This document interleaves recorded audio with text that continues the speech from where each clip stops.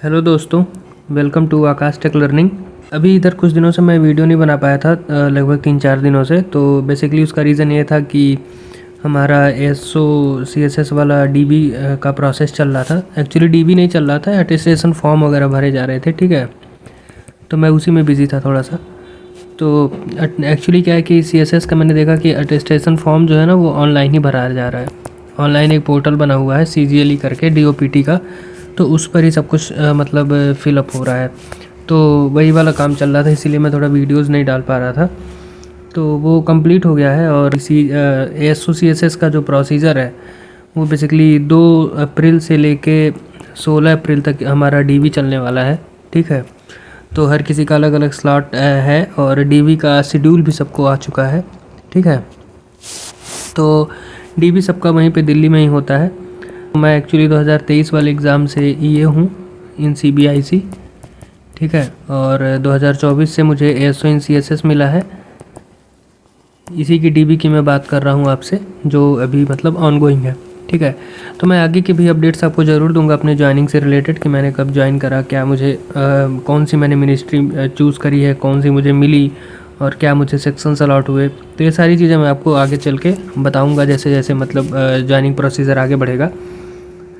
तो अभी के लिए एक छोटी सी अपडेट थी, वो मैं आपको देना चाह रहा था। वो ये था कि बेसिकली जो रिज़ल्ट आया था ना हमारा CGL वाला, तो CGL वाले रिज़ल्ट में आई थिंक समथिंग 1200 के अराउंड लोगों को विथहेल्ड कर दिया था।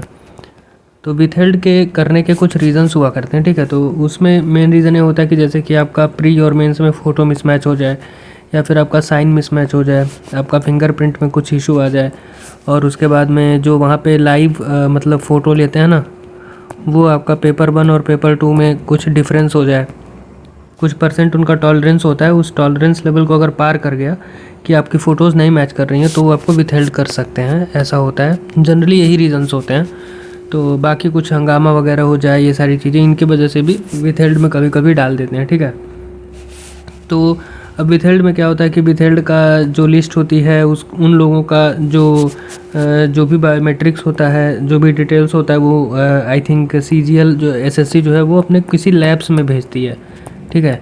और उन लैब्स में उसका टेस्टिंग होता है और फिर जैसे जैसे क्लियर होता रहता है एक एक करके वो रिज़ल्ट जारी करते रहते हैं, ठीक है।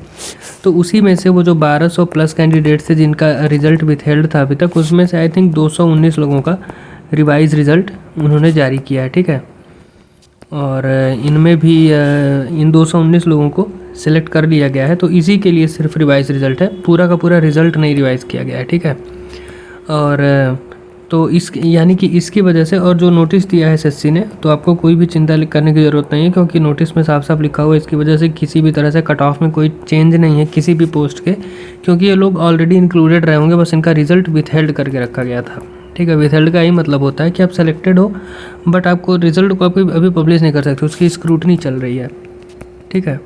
तो स्क्रूटनी अगर हो गई सक्सेसफुल तभी आपको मतलब पोस्ट अलॉट किया जाएगा। अगर स्क्रूटनी में फेल कर गया तो वो चीज़ आपको डिबार कर दिया जाता है, ठीक है। तो यही अपडेट था इसमें।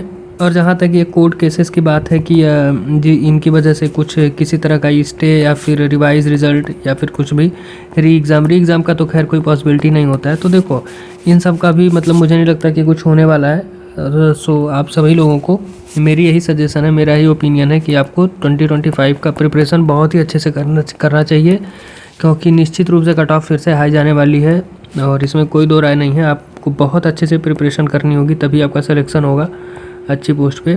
तो जहाँ तक मुझे मालूम है, जहाँ तक मेरी जानकारी है कि ये क्वेश्चंस गलत होने से या फिर क्वेश्चंस मतलब क्वेश्चंस में इशूज़ होने की वजह से कभी भी कोई री एग्ज़ाम नहीं हुआ करता है, ठीक है, ना ही कोई रिज़ल्ट रिवाइज होता है। तो ये सब कुछ नहीं होने वाला है, जहाँ तक मुझे लगता है, मेरा ये पर्सनल ओपिनियन है, ऐसा कुछ नहीं होगा।